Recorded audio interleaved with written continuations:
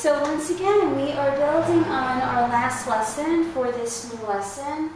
Here we have the title, Solving Equations that have like terms and parentheses. Now it's important to understand that everything we have been doing in pre-algebra has been building up to this.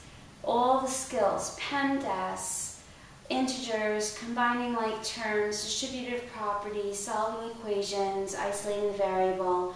Now we're doing is we're putting it all together into this lesson, because this is essentially a review of sorts, because we're just sort of taking what we know and putting it together. There's only one vocabulary word, and this is not even new to you. This is just to jog your memory a little bit.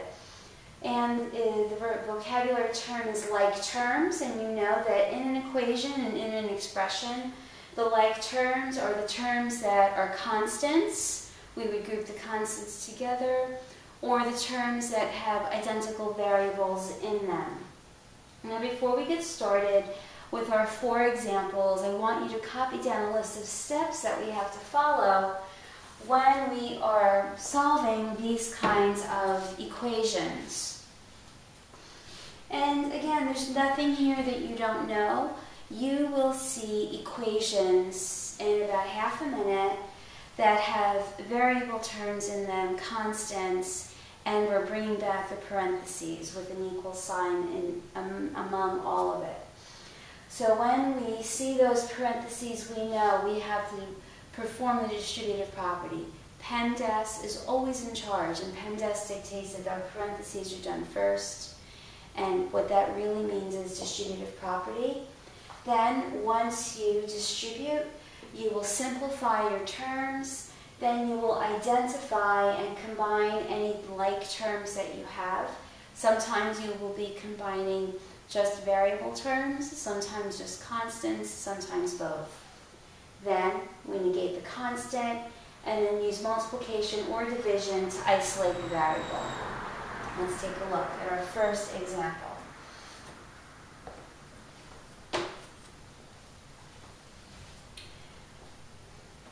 Here we have 2w plus 0.5 times the quantity w minus 4 equals 9. Now, I'm not going to lie, this is a little bit on the complicated side. It's more challenging than anything you've done so far, but that's not to say that you don't know how to do this. You have to just keep reminding yourself, you know all the parts. You just have to now figure out how to put them together. So remember our list of steps. You can look at your paper if you've copied them already. The first thing we have to do is our distributive property. So this 2w that's over here, I am just going to bring it down. And our distributive property first means, for this problem, a positive 0.5 times a positive w. So I'm going to write a positive 0.5 times w. And remember, we go back to the 0.5, and now we have to multiply the negative 4. And then this equals 9. We just copy. Now I know I'm writing a little smaller than I normally do. I want to make sure I have room to copy all this, but what you can do is freeze the screen and just make it a little bigger. Our next step is to simplify what we did with the distributive property. Let's switch colors so it's easier to see. So again, right now, we are just going to bring down the 2w. We're not doing anything with it yet. But we have to simplify this 0.5 times times w, and what that gives us is a positive 0.5 w. And we have a 0.5 times a negative 4, which gives us negative 2. And again, that equals 9, just comes right down. Our next step from your list is to identify and combine the like terms. Here on this side, we have 2 terms that have a variable, a positive 2 and a positive half. Together, they make a positive 2.5w, and we bring bring down this constant, -2 equals 9. Next, we have to negate the constant, which is going to stick with your steps. What that means is putting a +2 on both sides, because that's the opposite of having a -2. So this 2.5w minus 2 gets brought down. Then we add our +2. And then we have our 9, and then our +2 again. Now we simplify. Our -2 and our +2 together make a 0. And that leaves us with just 2.5w equals 11. And now our last step is to multiply or divide to isolate the variable. Here we see that w is being multiplied by 2.5. So that means we have to divide by 2.5. Remember to do that on both sides. Here we have our coefficient of 1. So that side was easy. But now what we need to do is come over here and practice some long division. And I'm glad that we are going to have a decimal, because that gives us some extra practice. So we have 11 divided by 2.5. And you remember from class, you're not allowed to have a decimal in the divisor.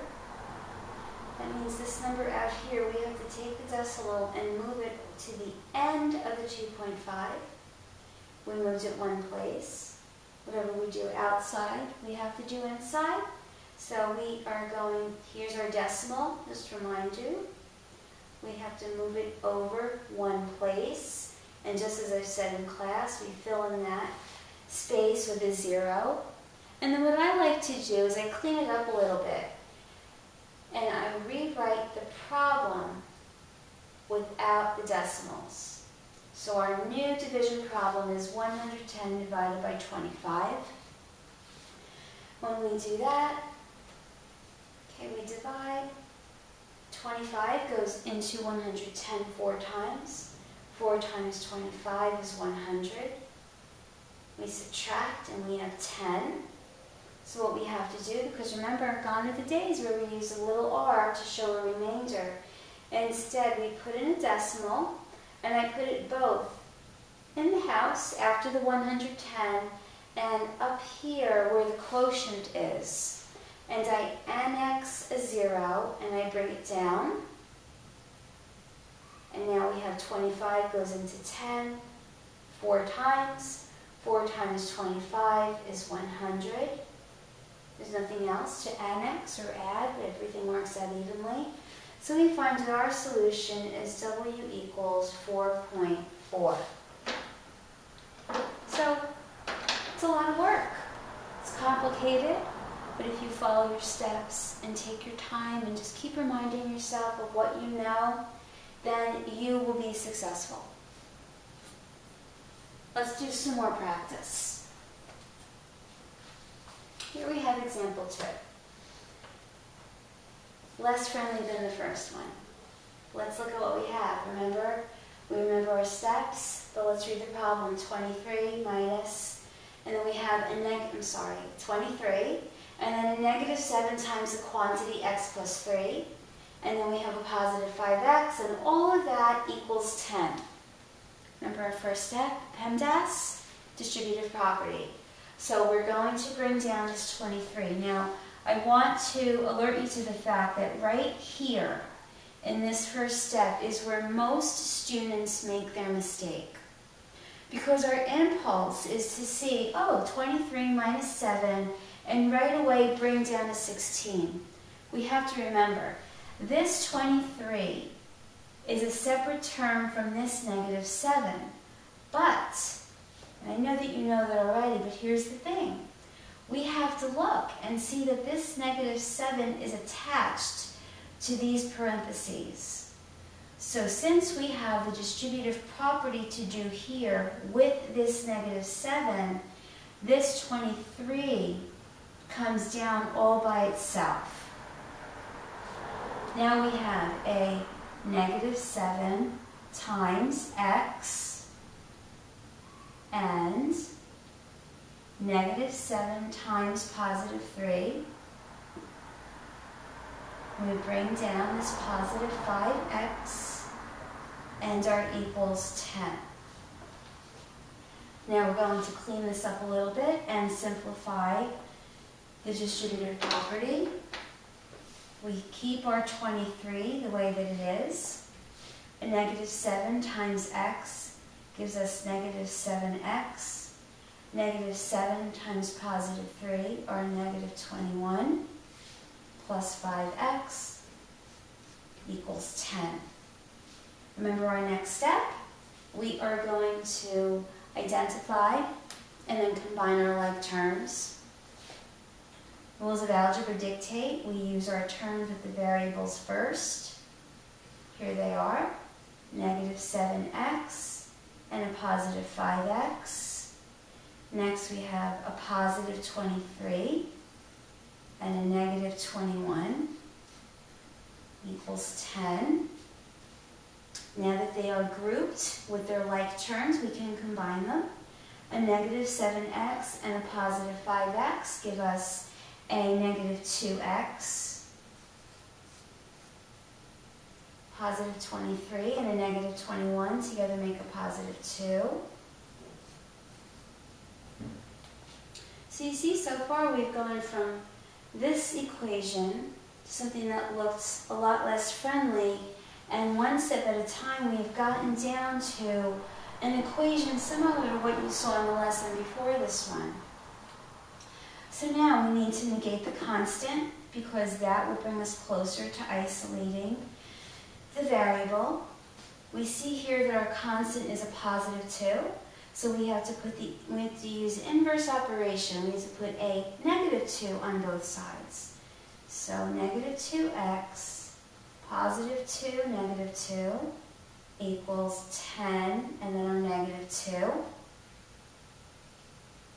The positive and negative 2's cancel each other out.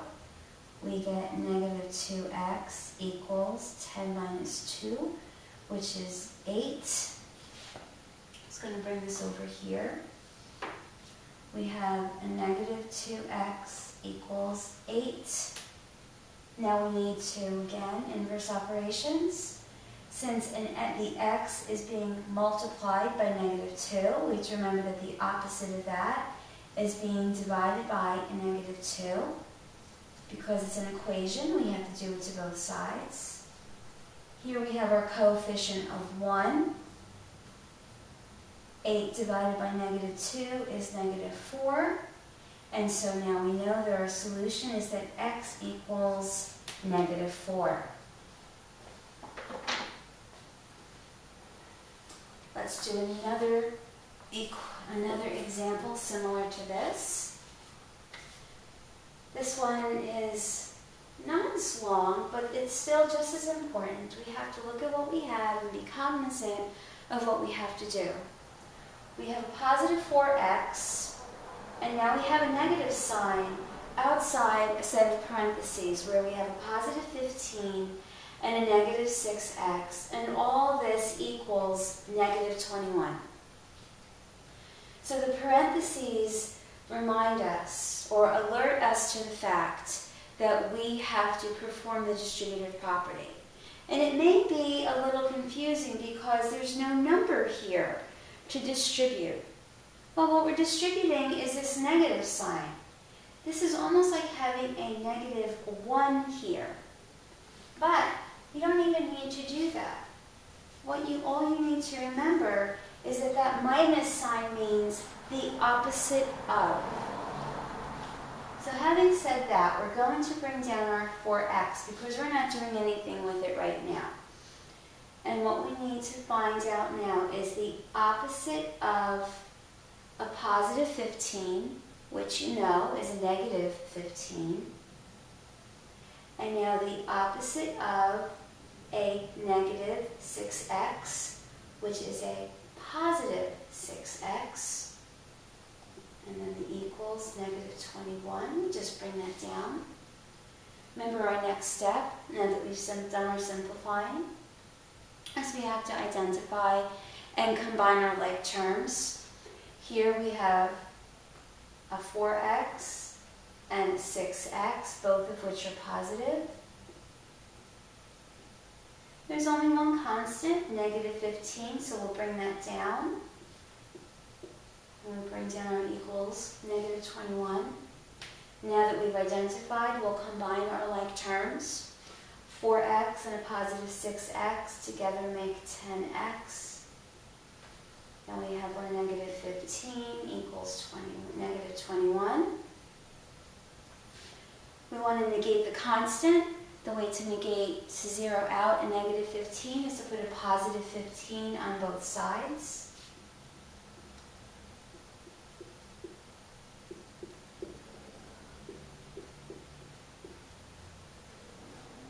This negative 15 together with the positive 15 make a 0, leaving us with 10x. Here we have a negative 21 and a positive 15. That gives us negative 6. We're not done yet. We need the x completely by itself. And right now it's being multiplied by 10. And you know that the rules of applying the inverse operation means we have to divide both sides by a 10. Now that our x has a coefficient of x, we know we have our x, but a negative 6 divided by 10, that is not simplified enough. We could do this one of two ways. We can simplify the fraction to a negative 3/5, or we can practice turning a fraction into a decimal by remembering this is a division problem. 3 divided by 5. Because the fraction is negative, it means our quotient will be negative. Now if we have a 3, we can't possibly take away 5 as it is, divide a 5, so we need to insert a decimal. And remember, after you put it in the house, put it above in the quotient, and x is 0. 5 goes into 30 6 times. 6 times 5 is 30. So for this problem, x equals negative 6/10. We have only one more example before this lesson is over.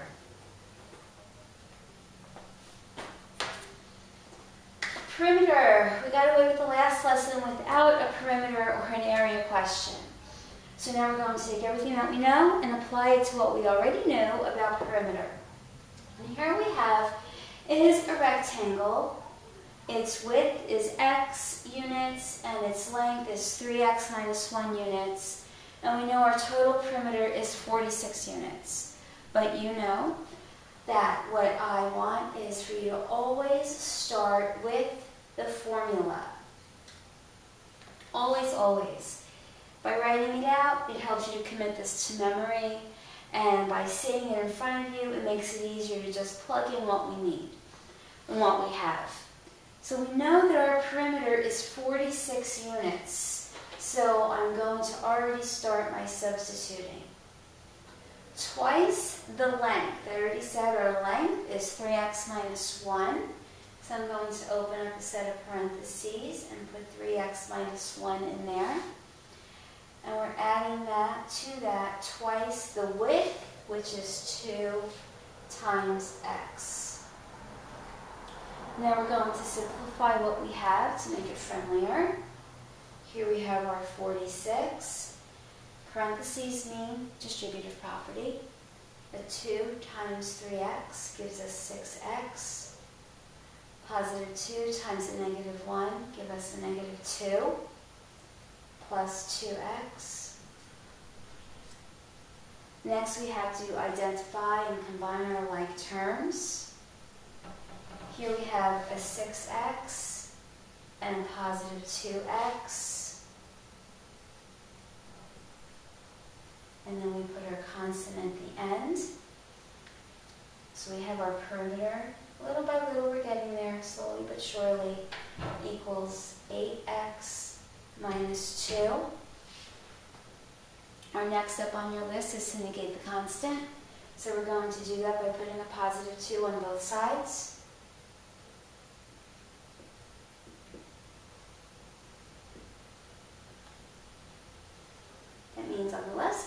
equal sign, we have 48. And we have just our 8x because the positive 2 and the negative 2 cancels each other out. Now we're going to divide both sides by the coefficient 8 so that we can get the x by itself. And we find that x equals 48 divided by 8 is 6. So x equals 6 units.